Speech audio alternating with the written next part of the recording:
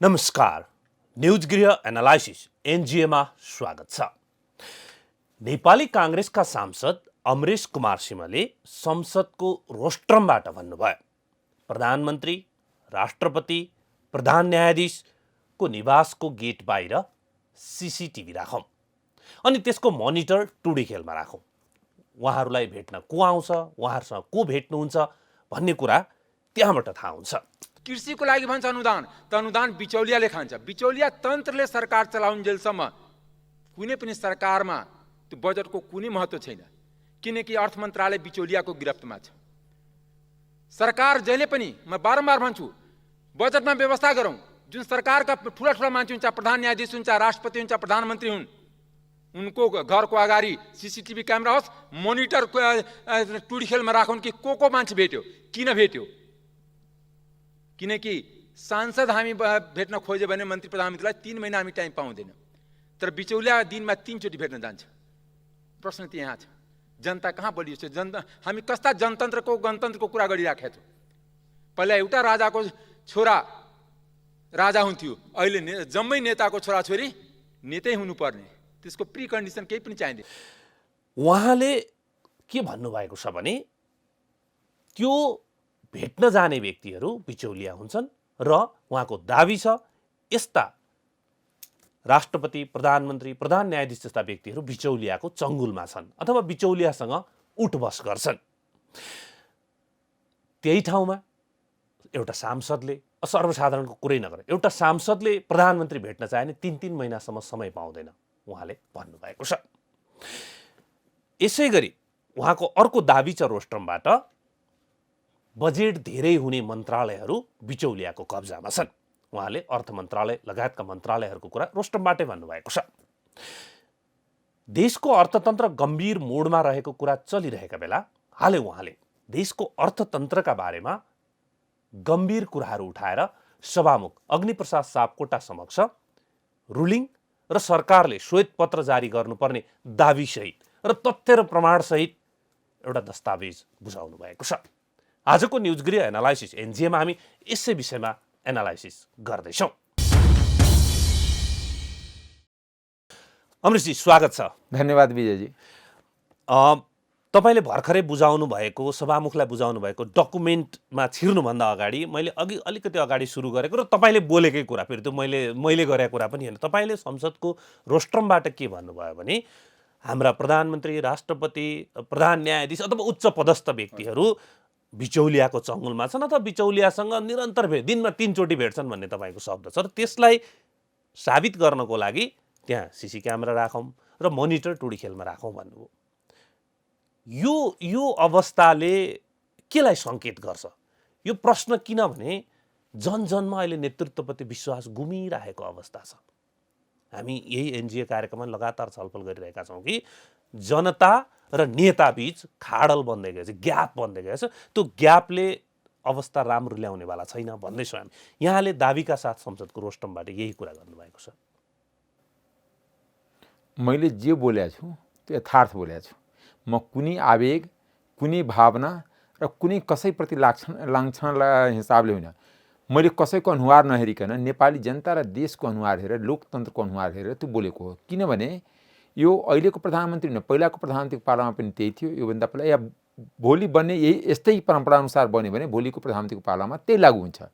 त्यस कारणले देश त कहिले पनि नबन्ने भयो। देश दिनका दिन आर्थिक अनुशासन भङ्ग गर्ने, बिचौलिया तन्त्र हाबी हुँदै जाने, साथसाथै अनि यहाँको सुरक्षा निकायदेखि लिएर अदालतदेखि जनताले न्याय नपाउने, अनि पैसावालाले मात्र पैसावालाको घरमा न्याय पुग्ने, तर गरिबले जसले एउटा चप्पल लगाएको आएको हुन्छ, एउटा पटुका लगाएको हुन्छ, एउटा धोती लगाएको हुन्छ, त्यो दिनभर त्यो मलाई एकजना सर्वोच्च अदालतको श्रीमानले सुनाउँदै हुन्थ्यो कि माया लाग्छ। हामी जब त्यो सर्वोच्च अदालतको कोरिडोरबाट माथि आफ्नो चेम्बरतिर जान्छु, त्यहाँ मान्छे बसिराखेका हुन्छ, बुढाबुढी, यिनीहरू एकदम देख्दा दयनीय हुन्छ, तर उनीहरूले न्याय नपाउने, भ्रष्टाचारीहरूको मुद्दा फैसलै नहुने। तपाईँले 20 वर्षदेखि सर्वोच्च अदालतमा भ्रष्टाचारीको मुद्दाहरू चलिरहेको मैले नि कति इक्जाम्पल थाहा छ, तर सर्वोच्च अदालत त्यसमा फैसला गर्ने जमर्को गर्दैन। किन कि प्रधान न्यायाधीशलाई त्यो बिचौलियाको सिटिङ हुन्छ। त्यति होइन, न्यायाधीश कोटाबाट नियुक्ति हुन्छ जो कुनै पनि देशमा छैन। विश्वविद्यालय कोटाबाट भागभण्डाबाट नियुक्ति हुन्छ। त्यसमा कम्पिटेन्स, त्यस कारणले यो देशलाई हामी रुल अफ लको देश, एउटा सिस्टम भएको देश, एउटा कम्पिटेन्ट व्यक्तिहरूको देश। अब जो कम्पिटेन्ट छ ऊ बोल्न खोज्छ, उसलाई बोल्ने नाउँमा तह लगाउन खोज्ने। अब यहाँले न्यायालयको कुरा गरे। अहिले भर्खरै एउटा न्यायालयको न्यायाधीशसँग पैसाको लेनदेन भएको एउटा अडियो सार्वजनिक भएर छानबिन भइरहेछ। हामी त्यो छानबिन के हुन्छ त्यतापट्टि धेरै नजाउँ। अहिले भर्खरै हाम्रो संसदमा अर्थमन्त्री विरुद्धको छानबिन भएर, हुन त उहाँले सफाइ पाउनुभएछ, मान्छेले धेरै विश्वास त गरेको छैन त्यो सफाइलाई, तर उहाँ पुनर्हाल्यो। त्यो दुईटैमा बिचौलियाको, यहाँले जुन शब्द प्रयोग, त्यो बिचौलियाको ठुलो चलखेल देखिन्छ। र अहिले यहाँले के भनिराख्नु भएको छ भने प्रधानमन्त्री, प्रधान न्यायाधीश लगायतका व्यक्तिहरूको घरमा राखौँ, ल सक्नुहुन्छ राख्नु, सिसी क्यामेरा राखौँ र त्यसको मोनिटर कसलाई भेट्नुहुन्छ कसलाई भेट्नु। योले ठिक गरिरहेको छैन भन्ने कुरा त भयो, तर तपाईँले संसदको रोस्टमबाट यति गम्भीरतापूर्वक उठाएको कुरा राज्यले, राज्य संयन्त्रले, संसदले सुनेको नसुने गर्यो। होइन, एउटा कुरा तपाईँलाई म के स्वीकार गर्छु भने मैले 3 कार्यकाल सांसद भएँ, तेस्रो कार्यकाल पुरा गरेर चुनावको मुखमा छौँ हामी। यति कमजोर संसदीय व्यवस्था, यति कमजोर अहिलेको प्रतिनिधि सभा जस्तै कहिले पनि थिएन। अहिलेको सभामुख जति कमजोर छ, अथवा योभन्दा पहिला पनि, मैले यो कार्यकालको सभामुख भन्दैछु, यो कार्यकालमा योभन्दा पहिला महाराजी पनि सभामुख हुनुहुन्थ्यो, या अहिले नै त्यो एकदम कमजोर दलको लाचार छायाको रूपमा देखिन्छ संसदीय व्यवस्था।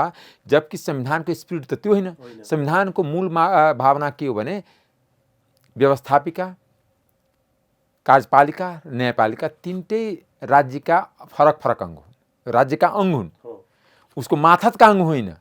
जस्तै कार्यपालिकाको माथत न्यायपालिका होइन, या संसदको माथत न्यायपालिका होइन, या न्यायपालिकाको माथत संसद होइन, या संसदको माथत संसदप्रति जिम्मेवार सरकार हुन्छ, तर सरकारप्रति जिम्मेवार संसद हुँदैन। किनभने तर त्यो आज के देखिएको छ भने सरकारको लाचार छाया संसद, संसदीय समिति, सरकारले त्यहाँ दुई थरीको जुन हाम्रो प्रश्न हुन्छ अनि उठाउने, एउटा शून्य समयमा, एउटा विशेष समयमा, त्यो शून्यको प्रश्न त शून्यमै हराउँछ। आजसम्म कुनै मन्त्रीले, जबकि नियमावलीमा छ नियम कानुन नमान्ने देशमा नेपाल अग्रगणी ठाउँमा छन्। किनभने जब सरकारले नियम कानुन मान्दैन भने जनता किन मान्ने हो, अदालत किन मान्ने, सेना किन मान्ने, पुलिस किन मान्ने। अब त्यहाँ नियमावलीमा छ, अहिलेको संसद नियमावली, प्रतिनिधि सभाको नियमावली पढ्छु 2074 को के लेखा छ कि कुनै पनि प्रश्न उठेपछि 4 दिनभित्र सम्बन्धित मन्त्रीले जवाब दिने। तर रात दिन प्रश्न उठिरहेछ, चाहे बाढी पहिरोको होस्, चाहे उखु किसानको होस्, चाहे मलको कुरा होस्, कुनै पनि मन्त्री या सरकार आवश्यक ठान्दैन कि त्यसको बारेमा जवाब दिउँ गएर रेस्टममा। अब तपाईँले एकदम सही ठाउँमा आइपुग्नु। के भन्नुभयो भने संसद सरकारको लाचार छाया जस्तो अथवा सभामुख लाचार छाया जस्तो भइराख्नु भएको छ भन्नु। अर्को उदाहरण सँगसँगै छ, हामी छलफल पनि गरिरहेछौँ लगातार। प्रधान न्यायाधीश विरुद्धको महाभियोग केसमा के देखिरहेको छ भने सर्वोच्च अदालत अथवा न्यायपालिका कार्यपालिकाको मातहतमा जस्तो, उसले कब्जामा राख्न खोजेको जस्तो, नियन्त्रणमा राख्न खोजेको जस्तो स्थिति देखिरहेको छ। भनेपछि दुईतिरै कार्यपालिका हावी भइरहेको छ हैन। जबकि त्यही कार्यपालिकाले चाहिँ संविधानलाई कार्यान्वयन गर्ने, त्यही कार्यपालिकाले लोकतन्त्रलाई स्थापित गर्नेमा धेरै काम गर्न सक्थ्यो, तर ऊ नियन्त्रण, यसको स्वतन्त्र अस्तित्वलाई नियन्त्रण गर्न खोजिरहेको छ। होइन, राज्यको स्वतन्त्र अस्तित्वलाई नै आफ्नो नियन्त्रणमा राख्न खोजिरहेछ, जनताको सोभरेन्टीलाई पनि आफ्नो नियन्त्रणमा राख्न खोजिरहेछ। मैले कहाँ जोड्न खोजिरहेको छु, यो अहिले विश्वको परिदृश्य के हो भने अहिले खतरा कुनै राजा रजौटाबाट छैन, कुनै जो खतरा छ कहीँ पनि लोकतन्त्र र जनतालाई, जनताको विकास या अधिकारको खतरा यदि कसैबाट छ भने त्यो निर्वाचित अधिनायकवादबाट छ। लोकतान्त्रिक अधिनायकवाद जुन हामीले यो भन्दा यही संसदभित्रको र नेपालमा पनि यो कार्यकालमा, यो प्रतिनिधि सभाको कार्यकालमा निर्वाचित अधिनायकवादतिर नेपाल अग्रसर भइसकेको छ। चाहे हिजोको दिनमा हिजोका प्रधानमन्त्री हुन्, चाहे आजका प्रधानमन्त्री हुन्, त्यो बाटो बिराएको छैन। मञ्चबाट के भाषण गर्यो, टिभीबाट के भाषण गर्यो, त्यो आफ्नो ठाउँमा छ। तर मैले एउटा लोकतान्त्रिक व्यवस्थाको कार्यकर्ता भएको कारण पनि, त्यसको प्रतिनिधि भएको कारण पनि, त्यसको विद्यार्थी भएको कारण पनि मैले यसमा एकदम गहनतम अनुसन्धान गरिरहेको छु। किनकि यो कार्टेलिङमा जुन चलिरहेछ देश, बिचौलिया तन्त्रमा, किनकि 15 वर्ष पहिला कहाँ यति बिचौलिया थियो। 15 वर्ष पहिला त थिएन। म तपाईँलाई यदि मेरो सुरक्षाको ग्यारेन्टी विजयजी तपाईँले गरिदिनु भयो भने म तपाईँलाई विथ डाटा 20 जना बिचौलियालाई को नाम गिनाइदिन्छु र उसको सम्पत्ति कहाँ छ र नेपालको कुन कुन नेताको सम्पत्ति कुन कुन देशमा छ। किनकि कुनै पनि ठुला मैले यहाँको भ्रष्टाचारको अनुसन्धान गर्दाखेरि के पाएँ भने जति ठुला ठुला कमिसन छ त्यो कुनै दुबईमा डिल भएछ, कुनै सिङ्गापुरमा डिल भएछ, कुनै ब्याङ्ककमा डिल भएछ, कुनै जापानमा डिल भएछ, कुनै मलेसियामा डिल भएछ र पैसाको ट्रान्जेक्सन पनि त्यही भएछ। त्यो हाम्रो देशमा पनि आउँदैन। यहाँ डरलाग्दो अवस्था के छ भने केही सीमित व्यक्तिको हातमा पुरी पैसा कब्जा हुने, अर्थतन्त्र कब्जा हुने, केही सीमित व्यक्तिको हातमा लोकतन्त्र कब्जा हुने र अर्थतन्त्र लोकतन्त्र दुईटी ध्वस्त हुने र त्यसको अर्थतन्त्र लोकतन्त्र कब्जा गरेर बाँकी मान्छेमाथि शासन गर्ने र बोल्यो भने त्यसलाई तह लगाउने, त्यसलाई दुःख दिने। भनेपछि यो हामीले लडेको विगतको सबभन्दा पुरानो है, यो हामीले 2007 सालमा प्रजातन्त्र ल्याउनुभन्दा पनि अगाडिको अधिनायकवाद जस्तो देखियो। तपाईँले अहिले एउटा के कुरा भन्नुभयो मलाई भने विजयजी यदि तपाईँ मेरो सुरक्षाको ग्यारेन्टी सुनिश्चितता गर्नुहुन्छ भने हाम्रो अर्थतन्त्रलाई कन्ट्रोल गर्ने बिचौलियाहरू कति कन्ट्रोल गरे, तिनीहरूको सम्पत्ति कहाँ कहाँ छ, कुन कुन देशमा डिल भयो म खोल्न सक्छु भन्छ। त यहाँ त साँचो कुरा बोल्दाखेरि ज्यानकै थ्रेट हुने अवस्था भनेको त उहिले राणाकालतिरको जस्तो कुरा भयो। होइन, तपाईँले हिजै यो डकुमेन्ट पढेपछि मलाई कति थ्रेट आएछ त्यो तपाईँ अन्दाज गर्न सक्नुहुन्न। इन्डाइरेक्ट विभिन्न व्यापारी घरानाबाट। अब यो डकुमेन्ट भनिहाल्नु भयो, यो डकुमेन्ट अलिकति म त उद्धृत गरौँ। यो डकुमेन्ट भनेको के हो फेरि कन्फ्युज होला होइन। तपाईँले देशको अर्थतन्त्रको बारेमा म केही कुरा राख्न चाहन्छु भनेर सभामुखलाई सम्बोधन गरेर लेख्नु भएको छ र यसमा हस्ताक्षर पनि छ तपाईँको। फेरि कुनै फेक डकुमेन्ट हस्ताक्षर मैले पनि त्यो डकुमेन्टको कपी लिएर आएको भएको छ र यसको समग्रमा यसलाई अध्ययन गर्दाखेरि एकदम डेप्थ रिसर्च गरेर राखिएको छ। यसमा तथ्याङ्कहरू अलिकति पढ्छु। सरकारसँग देशको मौजुदा अर्थतन्त्रको बारेमा श्वेतपत्र जारी गर्न सभामुख मार्फत माग गर्दछु भन्नुभएको छ तपाईँले, अनि रुलिङको पनि माग गर्नुभएको छ। यसमा के भनेको छ, सानो एउटा कुरा पढ्छु पहिला अनि तपाईँको आन्सर लिन्छु। हालको अर्थतन्त्रको तस्बिर यस्तो देखिन्छ। हाल मुलुकको जम्मा मौजदात करिब 50 खरब, जसमध्ये कुल ऋण प्रवाह करिब 47 खरब। यो 47 खरब ऋण चाहिँ 100 जनाले आधाभन्दा बढी झन्डै 30 खरब चाहिँ लिएको छ भन्न। तपाईँले अब त्यो अहिलेमा नाम लिँदा यहाँ विभिन्न समूहहरूको यहाँले नाम पनि लिनु। यो कुरा वैधानिक डकुमेन्टको रूपमा सार्वभौम संसदमा बुझाउँदा थ्रेट आइसक्यो हो। किनभने त्यो ग्रुपहरूको नाउँ मेन्सन, किनकि यहाँ के देखियो भने मैले त्यतिकै हचुवाको भरमा त भन्न मिलेन। त्यस कारण जति 30 खरब जुन ऋण लिए को लिएछ, बाँकी 17 खरबमा 18 लाख नेपाली जनता हो र 100 जनाले औद्योगिक घराना भनौँ, व्यापारी घराना भनौँ, बिचौलिया घराना भनौँ, तिनीहरूले देशको 30 खरब पैसा लिएर कब्जा गरेछ। हामी एउटाको कति कति एमाउन्ट छ तपाईँले बताउँछु। मैले भने कि ठुला एमाउन्टवाला को छन्, त्यस कारण मैले केही घरानाको नाम लेख्नै पर्ने, किनकि तपाईँ नलेखेको भए त के हुन्थ्यो कि को झुटो बोलिरहेछ। एकजनाले तपाईँले पत्ता लगाउनु 6,000, 7,000, 9,000 करोडसम्म ऋण लिएछ। त्यो ऋण कुनै ब्याङ्कको पैसा होइन, त्यो त पब्लिकको जनताको डिपोजिट हो। तपाईँलाई बताउँछु, अब जनताको डिपोजिट त्यत्रो लोन लिइसकेपछि, त्यो लोन लिएर गएपछि इन्डियाको जस्तै विजय माल्या, नीरव मोदी यिनीहरू जुन लिएर लन्डन टाप कस्यो भने त्यस्तो नेपालको हालत के हुन्छ। र त्योभन्दा पनि होइन, लोन पनि यही लिने, ब्याङ्कर पनि हुने। उसको ब्याङ्क तपाईँले जतिको नाउँ लेखेको सबै म यो एकचोटि नाम भन्नु है दर्शकहरूलाई सजिलो हुन्छ होइन। जस्तै तपाईँको यो डकुमेन्टमा आधारित छ लिनेहरू, त्यो अघिको झन्डै 30 खरब भित्रका केही समूह है, सबैको यहाँ लिस्टिङमा जगदम्बा समूह, Jyoti group, CG group, IME group, Vishal group, Golchha group, Duggar group, Murarka group, Golyan group, Yeti group, Buddha air group, Shanghai group, Panchakanya group, Agni group, Bhat Bhateni group, Samrat group, Laxmi group, lucky group, hatchery group आदि आदि आदि हो। 100 जना भनेको छु, त 100 जनाको मैले नाउँ लेखेँ, किनकि त्यहाँ पढ्न त हाम्रो टाइम लिमिट थियो।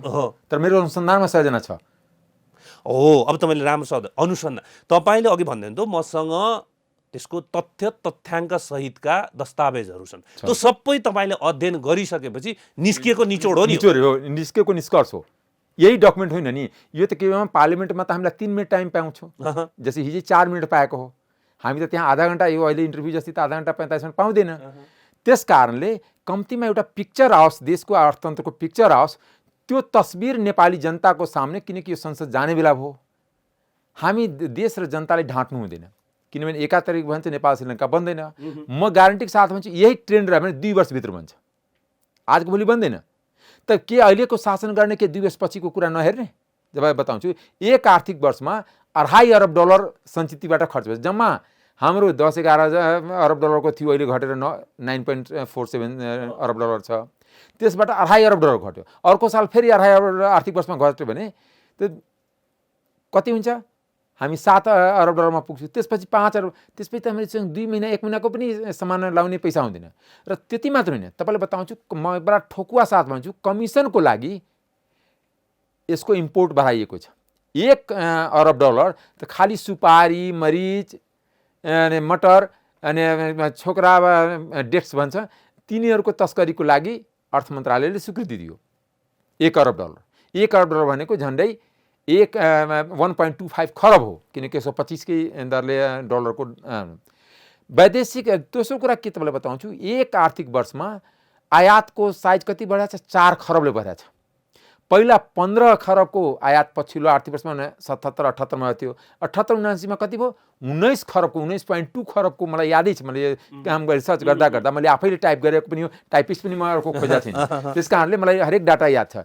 19.20 खरबको यसपालि आयात भएछ भने 4 खरबको त आयात भएछ। यदि अर्को साल पनि 4 खरब भयो भने त त्यही अनुसार $2.5-3 अरब फेरि सञ्चितबाट जाने हो, किनकि विदेशी मुद्राको स्रोत हाम्रो बढेन। रेमिटान्स मेन स्रोत हो, त्यो स्रोत त्यति बढाएको छैन। तपाईँले हेरे हुन्छ 9.57 अरब थियो, अहिले बढेर कति भयो? 10 भयो। अनि अहिले 10 खरब जति नेपाली रुपियाँमा रेमिटान्स यसपालि आउँछ। थोरै बढेछ, कोभिडको कारणले अलिकति कम भयो त्यति, तर त्यो त पुगेर 20 खरब त पुग्नेवाला छैन। हामी रेमिटान्स मगाउने र इम्पोर्ट गर्ने, र यो के को लागि? यो जुन घरानाहरूको पाल्नको लागि। म बताउँछु यो घरानाको नेपालको इम्प्लोइमेन्टमा कति योगदान छ त्यो तय हुनु पर्यो।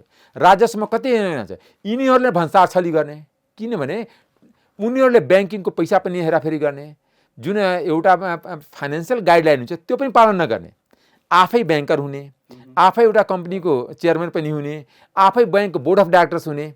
जब तपाईँ लोनै छ भने किन बोर्ड अफ डाइरेक्टर्स कसरी हुने? तपाईँलाई बताउँछु जति घराना भनिन्छु त्यसको कुनै न कुनै प्रत्यक्ष र अप्रत्यक्ष तरिकाले सबैको ब्याङ्क छ। ब्याङ्क, इन्सुरेन्स पनि छ, त्यति होइन रिइन्सुरेन्स पनि, किन मालामाल त रिइन्सुरेन्समा छ नि। अनि त्यसपछि त्यति मात्र होइन, उसैसँग सिमेन्ट इन्डस्ट्री, उसैसँग फलाम इन्डस्ट्री त्यतिकै होइन, स्कुल पनि, इभन सेवा सेक्टरको पनि, सेवा जस्तै हेल्थ एजुकेसन पनि उनीहरूसँग छ। यहाँले लेख्नु भएको छ एउटा देशमा एउटै व्यवसायी समूहसँग ब्याङ्क, बिमा कम्पनी, पुनर्बिमा कम्पनी, लघु वित्त, finance company, merchant bank, contractor, निर्माण व्यवसाय, ट्रेडिङ व्यवसाय, स्टिल, सिमेन्ट तथा ठुला होटेलहरू, अहिले भर्खर भन्नुभयो स्कुल सबै हाइड्रोसम्म। त्यति होइन, लास्टको सबभन्दा डरलाग्दो कुरा नै राजनीति पनि यसकै हातमा जानुपर्ने। अब यिनीहरू नै सांसद बन्नुपर्ने, यिनीहरूले पोलिसी, देश लुट्नलाई पोलिसी बनाउनु पर्ने। यो किन हुन्छ? थर्ड वर्ल्डमा सरकारको हातमा व्यक्तिलाई धनी र गरिब बनाउने हात हुन्छ, खास गरी व्यवसायीलाई। सरकारी सम्पत्ति यिनीहरूलाई कौडीको भाउमा दिन्छ, लिजमा। जस्तै 1 करोड पर्ने मानौँ न, 1 करोड लिजको प्राइस हुनुपर्ने 5 लाखमा दिइदिने। नेपाल ट्रेन्ड हामीका देखेको छ, त्यही ट्रेन्डमा त यति ग्रुपलाई दिएछ नि। गोकर्णी सोडदेखि लिएर दरबारको अगाडिको जग्गा तपाईँ हेर्नु कस्तो ठुलो माल भन्छ, तर उसको रेट कति छ। यो जुन छ नि, यो कार्टेलिङ सिस्टम हो। के भयो भने मैले अर्को अनुसन्धानको क्रममा के पाएँ भने यहाँ सत्ता पक्षको भ्रष्टाचार होइन, सर्वदलीय भ्रष्टाचार हो। सर्वदलीय भ्रष्टाचार हो। जस्तै सर्वदलीय भ्रष्टाचारको ठुला ठुला इक्जाम्पल म बताइदिन्छु, सबै त यहाँ गनाउने फुर्सद पनि छैन, तर नेपाली जनताले बुझ्ने गरी। एउटा पोखरा एयरपोर्ट जसको एस्टिमेटेड कस्ट 11 अरब थियो, तर टेन्डर कस्ट कति भयो? 21 अरब। जुन 10 अरबको डिफरेन्स छ त्यो सर्वदलीय भ्रष्टाचारको लागि खर्च गरिएको हो। त्यो व्यापारीले, कन्ट्र्याक्टरले गर्छ, या जुन लोन, त्यो लोनमा हो, फेरि ग्रान्टमा पनि होइन। र त्यो एयरपोर्ट अहिलेसम्म सुरु पनि भएको छैन, हुनेवाला पनि छैन इन्फ्रास्ट्रक्चर। त्यस्तै अर्को फास्ट ट्र्याक। फास्ट ट्र्याकमा अहिले भर्खर आर्मीले के रिपोर्ट दिएको थियो? 5 वर्षमा 21% प्रगति भयो।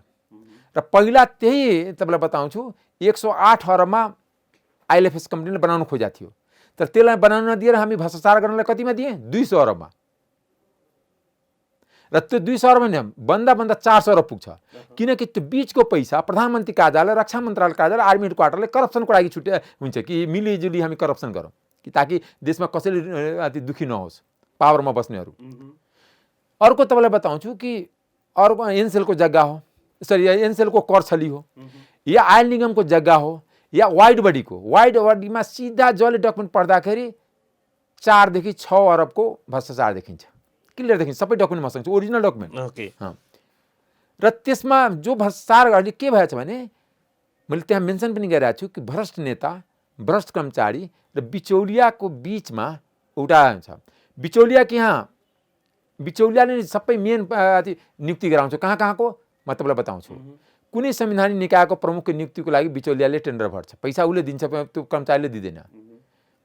प्राधिकरण, विद्युत प्राधिकरणको एमडी बन्नलाई, दूरसञ्चारको एमडी बन्नलाई, आयल निगमको एमडी बन्नलाई, नेपाल एयरलाइन्सको एमडी बन्नलाई हुँदा तपाईँलाई बताउँ जहाँ मेन ठाउँ छ, इभन न्यायाधीश बन्नलाई प्रधान न्यायाधीशले बिचौलियाले नै भन्छ कि हजुर हाम्रो अनुसार गरौँ, या बनाउनुभन्दा पहिला म लगानी गर्छु, तर हजुर बनेपछि मैला उठाउनु दिनुपर्छ।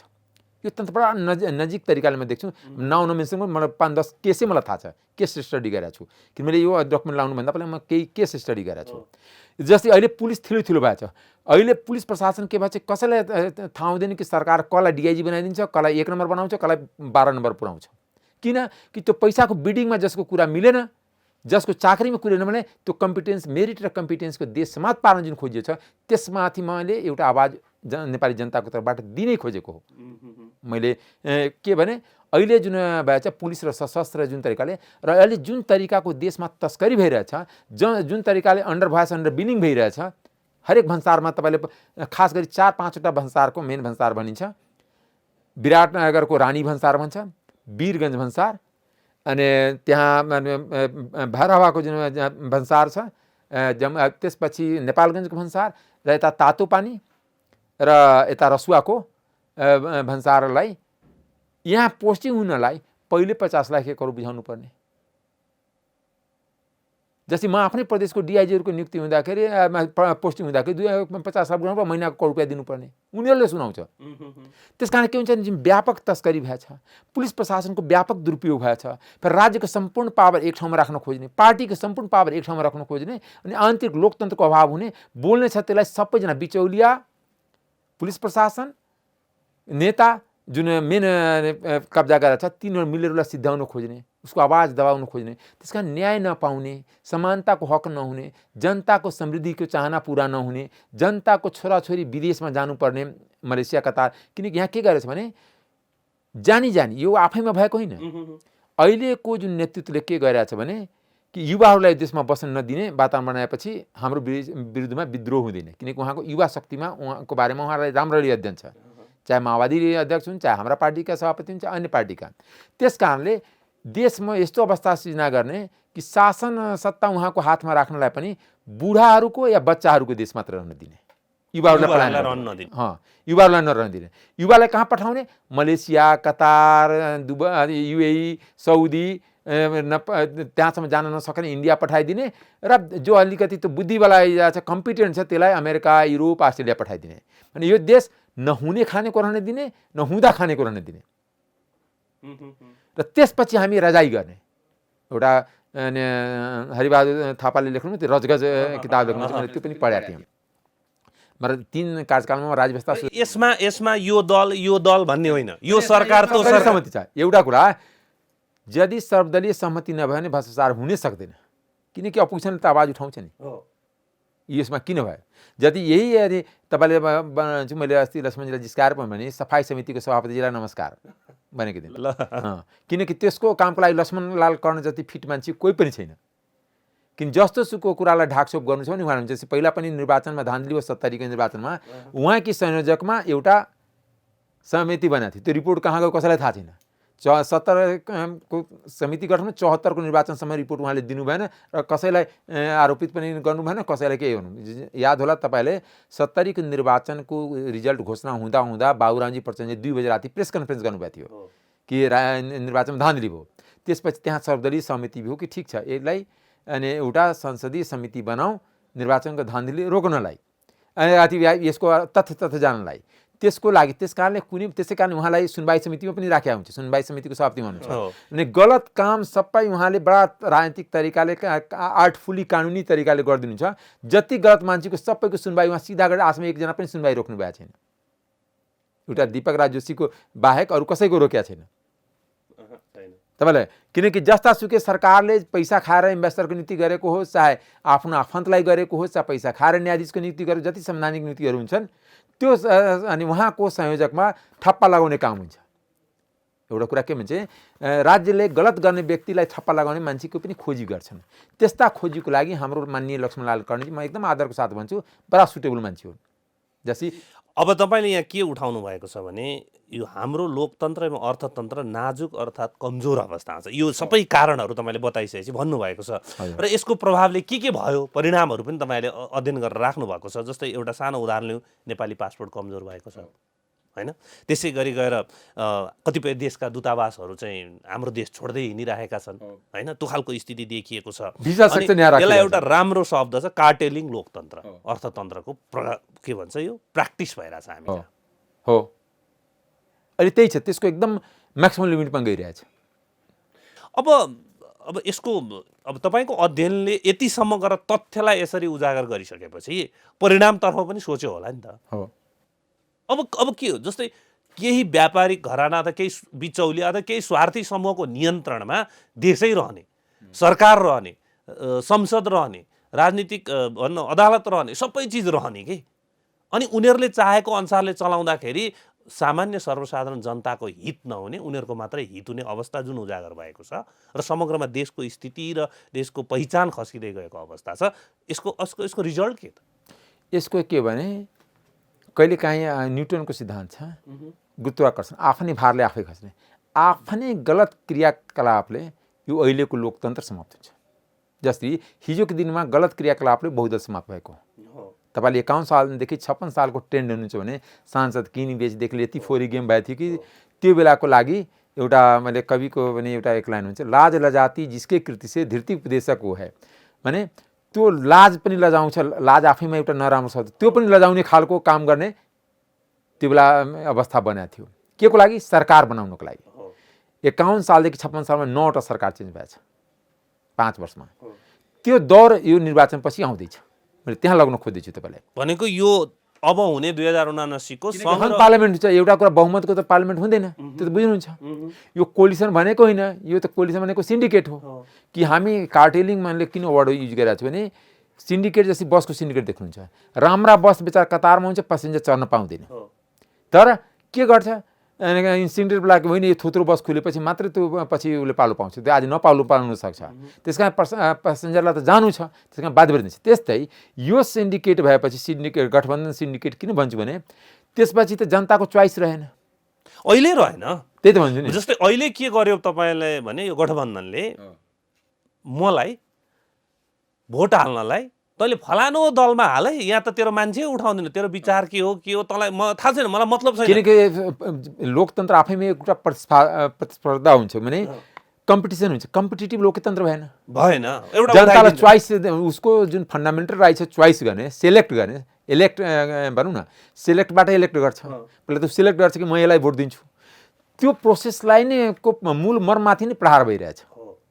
यो गठबन्धन बन्न थाल्यो। अब तपाईँले अघि भन्नुभयो, अब यो 79 को प्रतिनिधि सभा र प्रदेश सभाको निर्वाचनपछि, अझ विशेष गरेर प्रतिनिधि सभाको निर्वाचनबाट हङ पार्लियामेन्ट जुन भन्छ त्यसपछि चाहिँ 2056 को जस्तो खेल सुरु हुन्छ भन्नुभयो। अब रमाइलो कुरा चाहिँ यहाँनिर हेर्नु है, 2056 सालको सरकारको नेतृत्व गर्ने व्यक्ति नै अहिले हामीसँग 20 वर्ष पछाडि पनि नेतृत्वमै हुनुहुन्छ। फेरि घुमिफिरी उहाँ नै आइपुग्नु भएको छ हैन। हामीले व्यवस्था परिवर्तन गऱ्यौँ, नेतृत्वहरू कहिले पनि परिवर्तन भइरहेको छैन।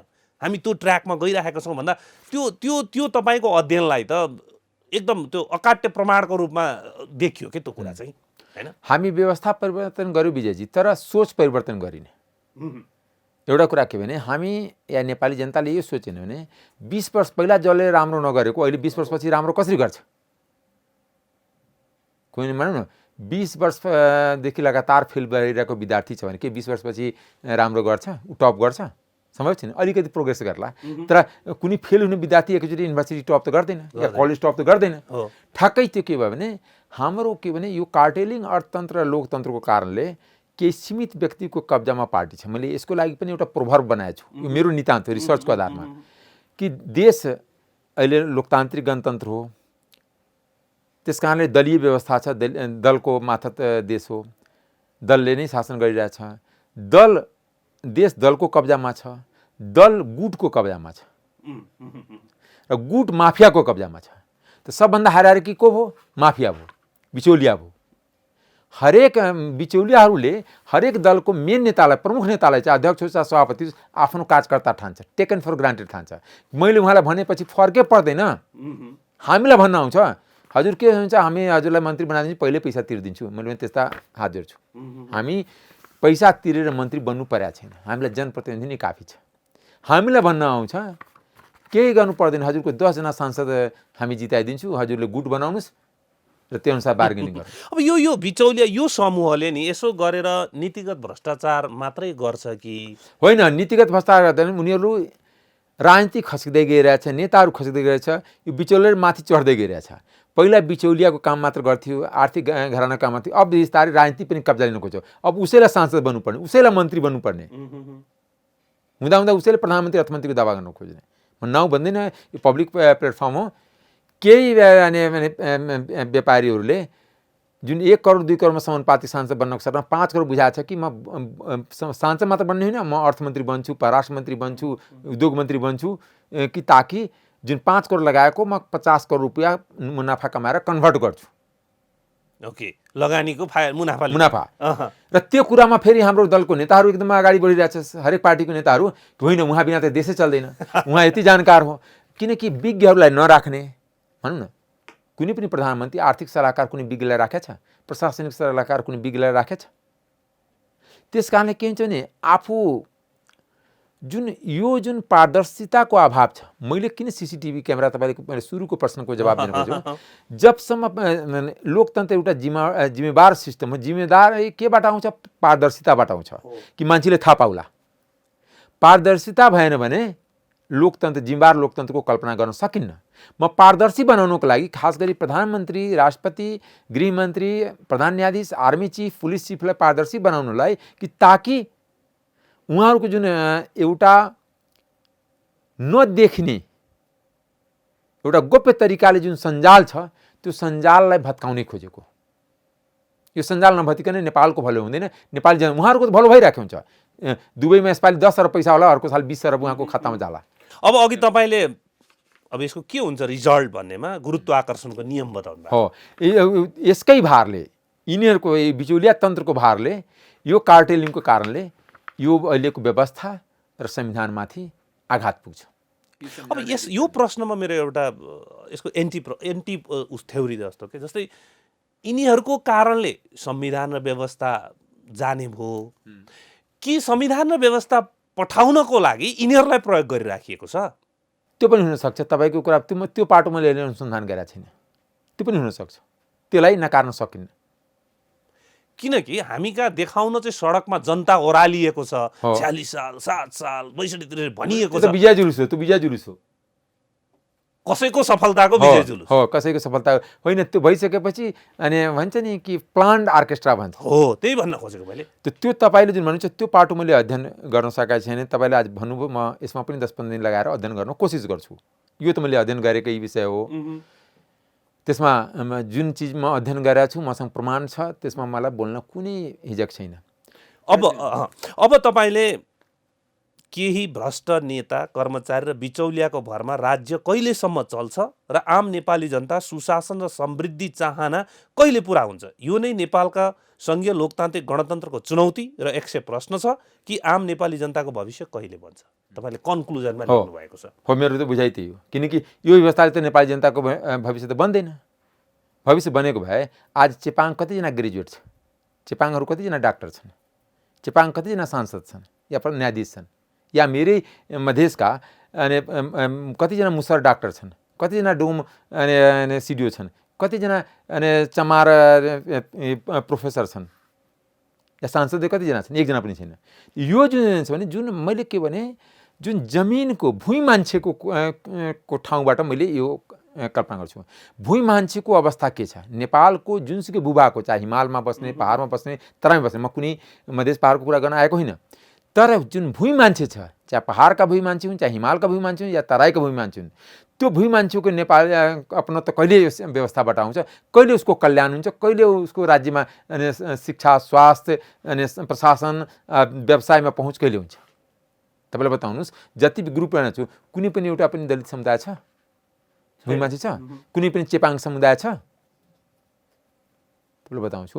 त्यस कारणले मैले तपाईँलाई भने नि कि मलाई यो रिसर्च किन गरेँ भने म अब तपाईँलाई त्यस पनि खोजिदिन्छु। आज से झन्डै 1 महिना पहिला एकजना सांसद मेरो मित्र हुनुहुन्छ, पढेलेखेकै हुनुहुन्छ, उहाँ के भन्नु भने कि यो देश अमरेश मान्यजी 10 जना साँढे र 10 जना मारेले कब्जा, लोकतन्त्र 10 जना साँढेले कब्जा गरेछ, जो संसदको पहिलो रोमा बस्छ,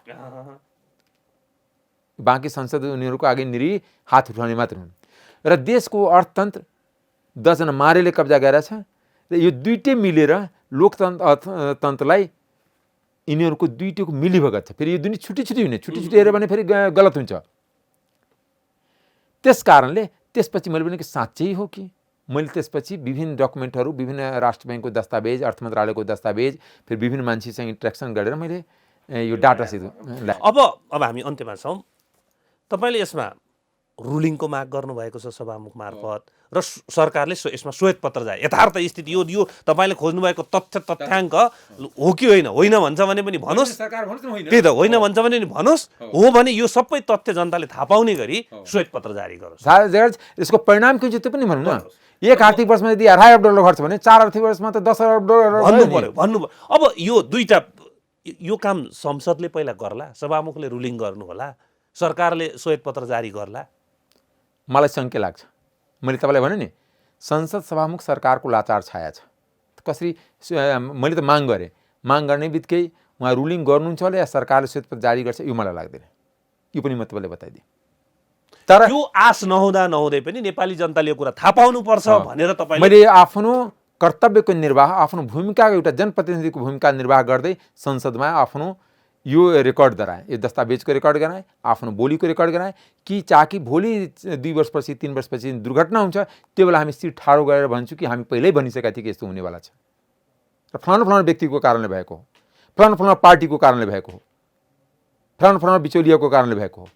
त्यो बेला बोल्नको लागि एउटा ग्राउन्ड मैले बनाएको, र नेपाली जनताले यो पढेर नेपाली जनताले पनि हरेक ठाउँमा प्रश्न उठाउन्, भेटुने हरेक नेतालाई भेटुने। यो चुनावको मुखमा मैले किन गरेँ भने चुनावमा अब सबैले जनतालाई जवाब दिनुपर्छ, अथवा चुनावमा जनताले भोट माग्न आउने नेतासँग यो देखाएर दस्तावेज, त्यस कारण दस्तावेजको रूपमै सार्वजनिक। त मैले यति त म जति रिसर्च गरेको छु, म बोलेर मात्र सकिन्थ्यो, तर मैले के गरेँ, यो दस्तावेजलाई मैले ओन गरेको छु, किनकि मैले आफ्नो सिग्नेचर त्यहाँ साइन गरेको छु, आफ्नो हस्ताक्षर गरेको छु, साथसाथ विधिवत रूपमा मैले सभामुखको हातमा दिएछु।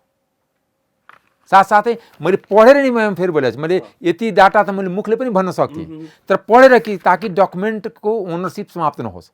आजको दिनमा यो दस्तावेज प्रतिनिधि सभाको दस्तावेज हो, किनकि जसले पनि त्यो भिजुअल हेरे पनि हेर्न सक्नुहुन्छ, भिजुअल प्रिन्ट तिनै उसमा रेकर्ड दियो। र यो कहिले गयो कि जब जनताले मालिक हुने बेलामा छ, जनता प्रति उत्तरदायी बेलामा जनताले प्रश्न गर्न पाउन्, जनताले भनौँ कि हो कि होइन। म सम्पूर्ण नेपाली जनतासँग आह्वान गर्न चाहन्छु, आउने चुनावको उम्मेदवारसँग सोधौँ कि यो अवस्था हो कि होइन, हो भने किन गरियो, हाम्रो भविष्य किन सुरक्षित पारिएन, हामीलाई शिक्षा स्वास्थ्यको पहुँच किन हुन दिएन, हामीलाई सडकको अवस्था राम्रो किन भएन, हाम्रो सिँचाइको मैले लेखेको छु कि सबभन्दा ठुलो सङ्ख्या हाम्रो देशमा किसानहरूको छ। किसानको मैले प्रश्न मेन्सन गरिदिएको छु, उसले के नपाउने, न माटो परीक्षण छ, कहीँ पनि सुन्नुभएको छ कि माटो परीक्षण भएको छ, न बिजन कीटनाशक औषधिको उपलब्धता छ, न मलको उपलब्धता छ, मलको अभाव जहिले पनि छ। जुनसुकै सरकार हुँदाखेरि एउटै अनि नियति नेपाली जनताले किसानले भोग्नुपर्ने, न सिँचाइको व्यवस्था छ, जबकि सिँचाइको नाममा अर्बौं रुपियाँ खर्च हुन्छ, तर कुनै पनि सिँचाइ आजसम्म सफल भएको छैन। खास गरी लोकतन्त्र आएदेखि सिँचाइ के हो अनि जहिले पनि सिँचाइ एउटा पोलिटिक्स नै बनेर गएछ। तेस्रो, बजारको पहुँच, एक्सेस अफ मार्केट छैन, जुन चेन सप्लाई हुनु पर्यो नि। त्यसपछि साथसाथै कृषिको बिचौलिया छ। कृषि मन्त्रालयमा तपाईँले अरबौँको अनुदान देख्नुहुन्छ, तर किसानले पाउँदैन। एउटा सहकारी दर्ता गराउने पहुँचको भरमा कागजको आधारमा कागजको घोडा दौडाएर त्यो अनुदान लिइदिन्छ, जोसँग खेती नै छैन। कागजमा छ, बङ्गुर पालन छ, माछा पालन छ, अनि त्यो विभिन्न हेचरी देखाउँछ, अनि मकैको खेती देखाउँ। म तपाईँलाई बताउँछु, नाउँ नभनौँ। तपाईँ जितपुरमा एउटा गएर हेर्नुहोस्, 3 बिघामा पपिताको खेती गर्नलाई 1 रुपियाँ ल्याएको छ, जो अहिले केही दिन पहिलासम्म मन्त्री थियो, हाम्रै नेपाल सरकारको मन्त्री थियो, केन्द्रीय मन्त्री। उहाँले 3 बिघा पपिता करोडको अनुदान लियो। त्यो पपिता कहाँ गयो? पपिता उग्यो कि फल्यो कि फलेन? मेवा खेती। मेवा खेती कि नेपाललाई मेवामा आत्मनिर्भर गर्छु। यस्ता म 50वटा इक्जाम्पल मलाई थाहा छ। मैले एउटा भने नाउँ नलिउँ, मेरै प्रतिनिधि सभाको भित्रको साथी हुन्, तर हिजोसम्म मन्त्री थियो। तपाईँ अनुसन्धान गर्नुहोस्। मैले ठाउँ पनि भने जितपुर सिमरामा गएर हेर्नुहोस् के भइरहेछ। यो विभिन्न नाउँमा जुन अनुदान लिने नाउँ छ, त्यो पनि बडा अर्कै बिचौलिया तन्त्र छ कृषि मन्त्रालयमा। अमरेशजीले यो यथार्थ तथ्याङ्क सार्वजनिक गर्नुभएको छ, तर यो डरलाग्दो तथ्याङ्क छ। यो तथ्याङ्कका बारेमा तपाईँ हामीले हरेक ठाउँमा प्रश्न गर्न जरुरी छ। हरेक नेतृत्वलाई, हरेक पदाधिकारीलाई, हरेक सरकारी कार्यालयलाई प्रश्न गर्न जरुरी छ। यदि प्रश्न नगर्ने हो भने उहाँले लेख्नुभएका यी 2-4वटा समूह, स्वार्थी समूह भन्नुहोस्, व्यापारिक घराना भन्नुहोस्, ग्रुप भन्नुहोस्, बिचौलिया भन्नुहोस्, यिनको कब्जामा गएको छ अर्थतन्त्र। अब अर्को शब्द थप्नु भएको छ अमरेशजीले, लोकतन्त्र पनि। अर्थतन्त्र र लोकतन्त्रको कार्टेलिङ गरिसकेपछि उहाँको ठोकुवा के छ भने अब आउने इलेक्सन पछिमा हामी यदि सचेत भएनौँ र यो प्रश्न गरेनौँ भने अब आउने इलेक्सन पछाडि हामी 56 को नियतितिर जानेछौँ भन्ने उहाँको ठहर छ। हस् त, न्युज गृह एनालाइसिस NGA आजलाई यति नै। हामी सबैलाई बिदा दिनुहोस्। नमस्ते।